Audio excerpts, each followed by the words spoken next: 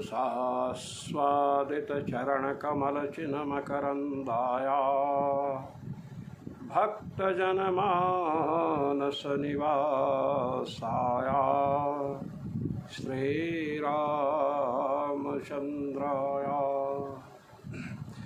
यत्र यत्र रघुनाथकीर्तनं तत्र तत्र कृतमस्तकाञ्जलिं बाष्पवारि परिपूर्णलोचनं मारुतिं नमत राक्षसान्तकं सीतानाथसमारम्भां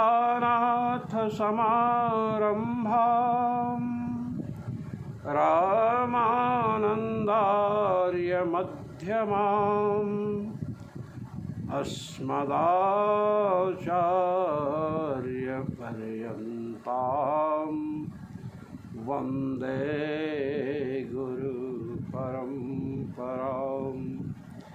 वन्दे गुरुपरम्परां सर्वेश्वर श्री रघुनाथो विजयते तराम। आज हम भगवान बादरायण से विरचित ब्रह्म सूत्र में चल रहे हैं मध्वाधिकरण में। ये मध्वाधिकरण है। मध्व विद्या की चर्चा आई हुई है, उसी पर विचार करना है। कहते हैं कि सुनिए, मध्वादिस्वसंभवादनधिकारं जैमिनिः। कहते हैं ये भगवान बादरायण के द्वारा प्रणीत प्रथम अध्याय के तृतीय पाद का 31वां सूत्र है। कह रहे हैं मध्वादिषु असंभवात् अधिकारम जैमिनि। सूत्र का सीधा अर्थ है कि मध्वादि विद्याएं, मध्व विद्या जैसी और भी विद्याएं हैं, तो उन विद्याओं में देवताओं का अधिकार नहीं है, ऐसा जैमिन आचार्य मानते हैं, महर्षि जैमिन मानते हैं। इस पर भगवत्पाद श्री स्वामी रामानंदाचार्य जी महाराज भाष्य करते हुए इस सूत्र की भूमिका, इसका अवतरण क्यों हुआ, इस पर प्रकाश डाल रहे हैं। कहते हैं ब्रह्म विद्यायां देवादीनाम्यपि अधिकारः, ब्रह्म विद्यायां देवादीनामप्यधिकार इति सामान्येन प्रचिंतितम्। कहते हैं देवता अधिकरण में यह चिंतन किया गया कि ब्रह्म विद्या में देवताओं का भी अधिकार है। सामान्यतः चिंतन हुआ कि ब्रह्म विद्या में देवताओं का भी अधिकार है। अनधिकार का जो प्रश्न उठा था उसमें कारण क्या था? क्योंकि देवताओं का शरीर नहीं होता है और स्वर्गादि भोग पदार्थ जो भोगेगा उसकी अन्यत्र इच्छा कैसे होगी? पहली बात तो शरीर नहीं होता, तो विग्रह की सिद्धि की गई देवता अधिकरण से। और देवता अधिकरण से अभी बताया गया कि देवताओं को भी स्वर्गादि भोगों की नश्वरता का ज्ञान होता है, तो उनमें भी वैराग्य उत्पन्न होता है और अनंत सुख जो मोक्ष है उसकी आकांक्षा होती है, भगवत उपासना करते हैं। इंद्र की चर्चा आई है, देवराज इंद्र विरोचन के पास गए हैं। अब आप यहाँ पर देखिए, कहते तो सामान्य बात है, वहाँ इंद्र देवता ब्रह्म विद्या सीखने गए तो इंद्र तो उपासक हैं और परमात्मा उपास्य है, इसलिए वहाँ उचित है।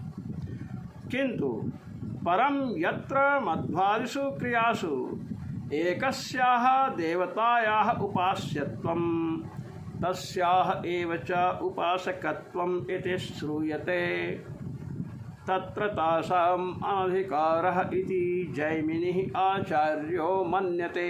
कहते हैं किंतु मधु विद्या है, ऐसी और भी विद्याएं हैं जिन विद्याओं में एक ही देवता है उपास्य, और वही उपासक। आप अगर मधु विद्या में देवताओं का अधिकार मानेंगे तो वहाँ वसु आदि देवता हैं, तो वसु आदि देवता हैं तो वे उपास्य भी हों और उपासक भी हों, ये कैसे संभव है? उपास्य उपासक भाव दो में होता है, पिता पुत्र भाव दो में होगा, पति पत्नी भाव दो में होगा, गुरु शिष्य भाव दो में होगा। एक ही व्यक्ति अपना गुरु भी हो अपना शिष्य भी हो, एक ही व्यक्ति अपना पति भी हो पत्नी भी हो, कैसे संभव है? इसीलिए जिन विद्याओं में वही देवता उपास्य है और उसी को अगर उपासक आप कहेंगे तो सब गड़बड़ हो जाएगा, क्योंकि उपास्य उपासक भाव, भगवान उपास्य हैं, जीव उपासक है। तो देवता जहाँ परमात्मा उपास्य हैं, अनंतानंद ब्रह्मांड नायक भगवान उपास्य हैं, वहाँ पर देवता उपासक हो समझ में बात आती है। किंतु जहाँ वही देवता हो तो वही उपास्य हो तो उपासक कैसे बन सकता है? उपास्य और उपासक में भेद होता है। इस रहस्य को हृदय में रख करके प्रश्न कर रहे हैं कि जिन मधु विद्या जैसी विद्याओं में वही देवता उपास्य है तो उसी को उपासक नहीं बनाया जा सकता है, क्योंकि उपास्य उपासक भाव भेद घटित होता है, दो में होता है। इसलिए मधु विद्या जैसी विद्याएं हैं उसमें उन देवताओं का अधिकार नहीं है। यह रहस्य, यह तथ्य जैमिनी आचार्य स्वीकार करते हैं। कुतः, क्यों नहीं है? कहते असंभवात्। क्या असंभव है? अब इसी को प्रतिपादित करें, कैसे असंभव है? कहते असौ वा आदित्यो देव मधु, छांदोग्य उपनिषद का वाक्य है ये।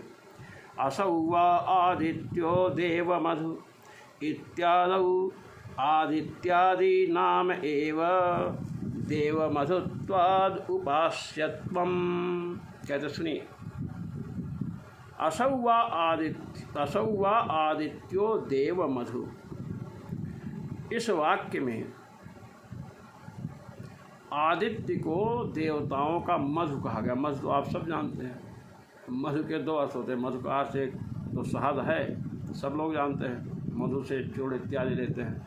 मधु का अर्थ मध्य भी होता है। ये देवताओं का मधु है। कौन? आदित्य आदि देवताओं को देवताओं का मधु बताया गया। कहते हैं देव मधुत्वाद उपास्यत्वम, तो आदित्यादि देवता उपास्य हैं। कहाँ? मधु विद्या में। तो मधु विद्या में उपास्य आदित्यादि देवता हैं। मधुत्वात्, मधुत्वेन उपास्य, देवताओं के मधु।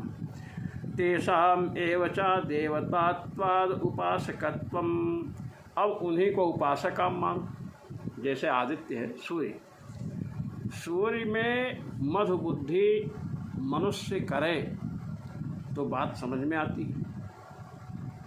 आदित्य लोक की प्राप्ति करेगा, वैसे आनंद की प्राप्ति करेगा,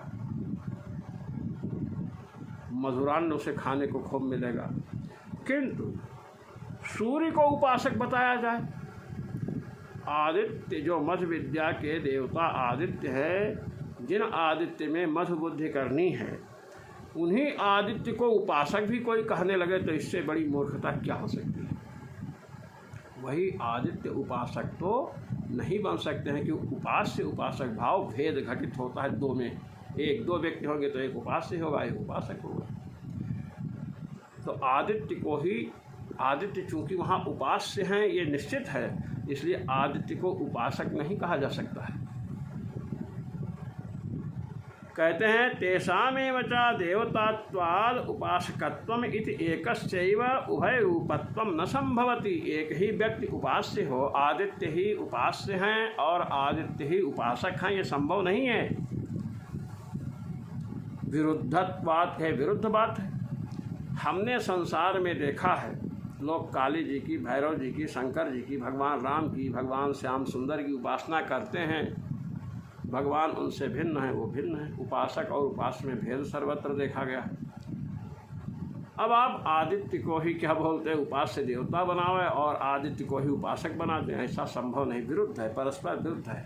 उपास्य उपासक भाव भेद घटित होता है। जहाँ देवता एक है अर्थात अभेद है, वहाँ उपास्य उपासक भाव नहीं बन सकता है। इसलिए मध्य विद्या में देवताओं का अधिकार नहीं है। ये कौन मानता है? जैमिनी आचार्य मानते हैं।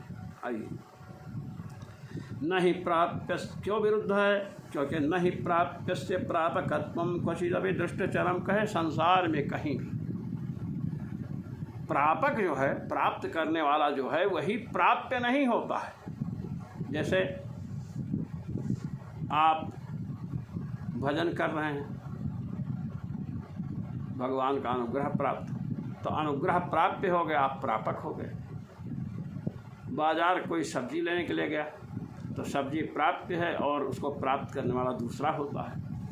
इसलिए प्राप्य प्रापक भाव दो में होता है, एक में नहीं होता। इसलिए मध्य विद्या में देवताओं का अधिकार नहीं है, ऐसा महर्षि जैमिनी प्रतिपादित कर रहे हैं। अब आइए, मनुष्यादीनां तु उपासकत्वं फलावाप्तये संभवति। कहे मनुष्यों में मनुष्य उपासक हो, मध्य विद्या में मनुष्यों का अधिकार है, बात तो सही है। क्योंकि मध्य विद्या में आदित्यादि देवता हैं, उपास्य भिन्न, और उपासक जीव मनुष्य उससे भिन्न है देवता से। तो यहाँ उपास्य उपासक भाव घट जाएगा। इसलिए कह रहे हैं मनुष्यादीनां तु उपासकत्वं फलावाप्तये संभवति। मनुष्यादि जो हैं उपासक माने जाएं मध्य विद्या में, और आदित्यादि उपास्य माने जाएं। कहते हैं फल की प्राप्ति के लिए ये बात तो सही है। इति मध्वादि विद्यास्तु नास्ति देवानाम अधिकार इति जैमिने आचार्यस्य मतम। इसलिए मध्व विद्याएँ जैसी और भी विद्याएँ हैं जिसमें देवता ही उपास्य हो और देवता को ही कोई उपासक कहना चाहे, तो वहाँ उन विद्याओं में देवताओं का अधिकार नहीं है, क्योंकि वही उपासक हों और वही उपास्य हों, ये संभव नहीं है, ऐसा जैमिनी आचार्य मानते हैं। मध्वादिषु इत्यादि पदेन यासु विद्यासु देवानाम उपास्यत्वं प्रतीयते। आदित्यो ब्रह्मेत्यादेशः इत्येवमाद्यासु ताः सर्वा गृह्यन्त इति। भगवत बात श्री स्वामी रामानंदाचार्य जी महाराज कह रहे हैं कि सुनो भाई, मध्वादिषु असंभवाद अनधिकारम जैमिनी। भगवान बादरायण ने जो सूत्र रचना की, उन्होंने मध्वादिषु कहा। मध्य विद्या का ही केवल ग्रहण नहीं, आदि पद से अन्य विद्याओं का भी ग्रहण है।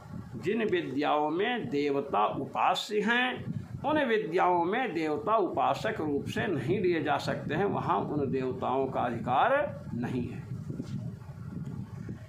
आदित्यो ब्रह्मेत्यादेशः, जैसे ये है इत्येवमाद्यासु, आदित्य में ब्रह्म बुद्धि करो। आदित्यो ब्रह्म इत्या, आदित्य ब्रह्म है। अब आदित्य देवता कैसे उपासना करेगा? ऐसे और भी हैं। अब कहते हैं ज्योतिषि भावाच्चा, ये प्रथम अध्याय के तृतीय पाद का 32वां सूत्र है।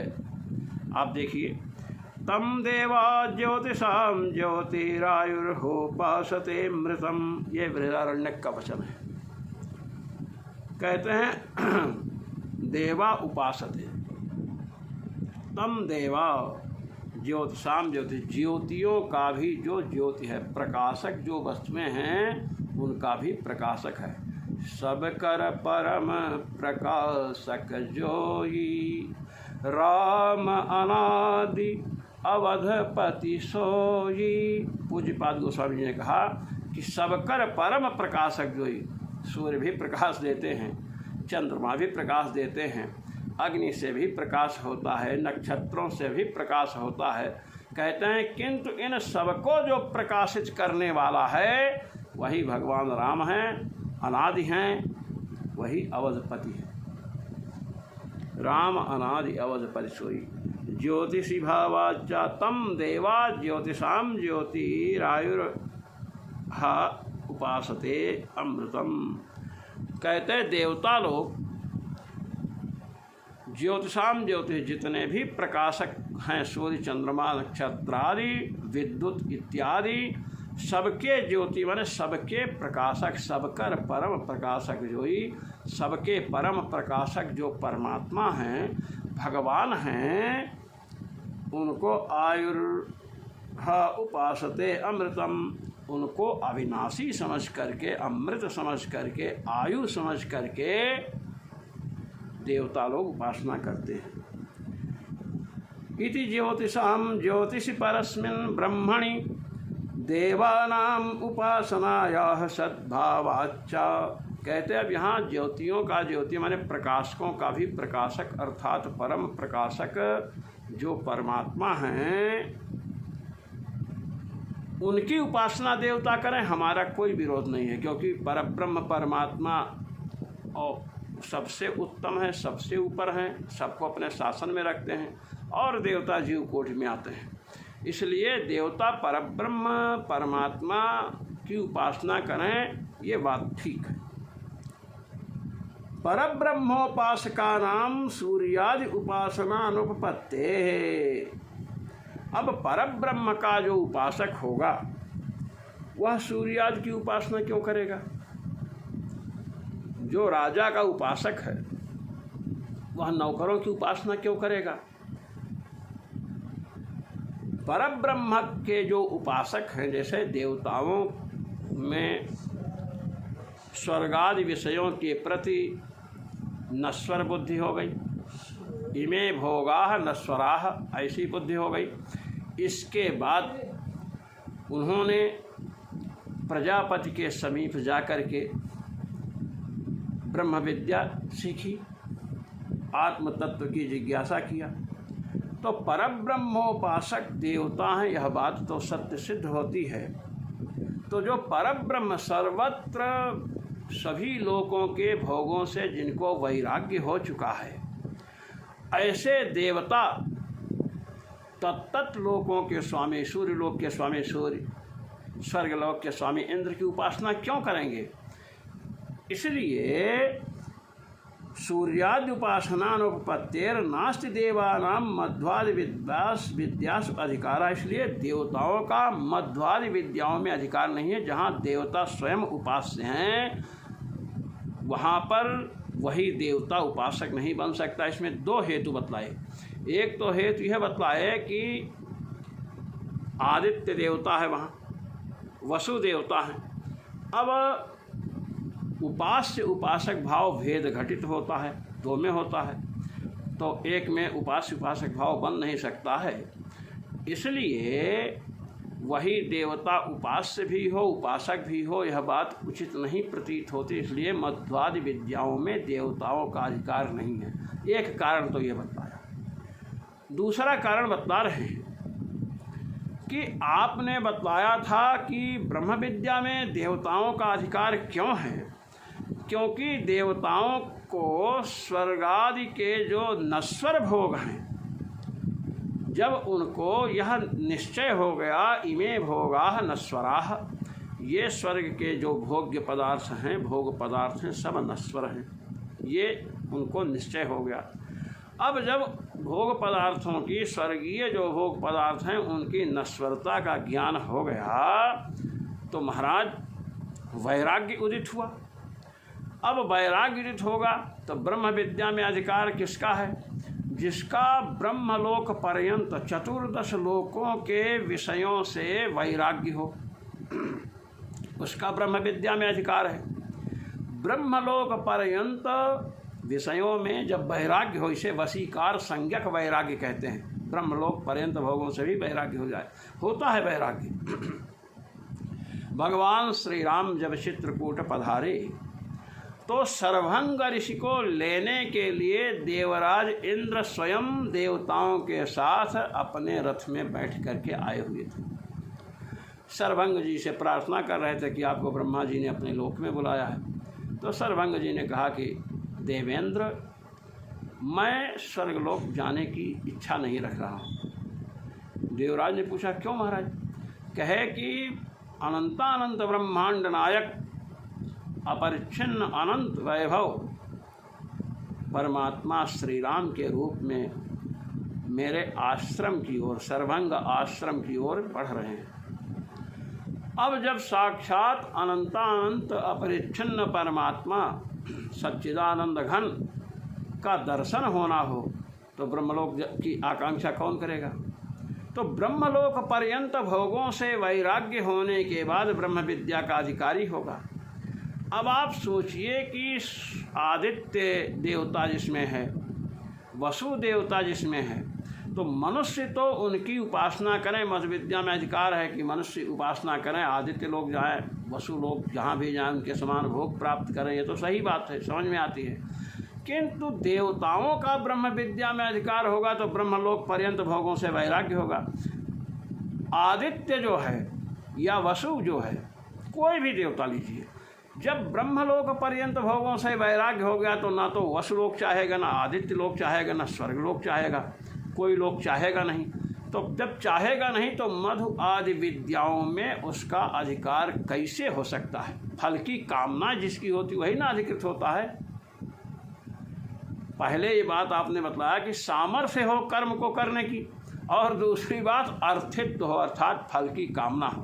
तो जब ब्रह्म विद्या के अधिकारी ही वही होते हैं जिनका ब्रह्मलोक पर्यंत विषयों से वैराग्य हो, तो चाहे आदित्य लो, चाहे इंद्र लो, चाहे वसु लो, कोई भी देवता लो, वरुण कुबेर किसी को भी लीजिए, जब उनको ब्रह्मलोक पर्यंत कोई लोक चाहिए ही नहीं तो मध्य विद्या जैसी विद्याओं में उनका अधिकार मानने क्या आवश्यकता है? कैसे अधिकार होगा?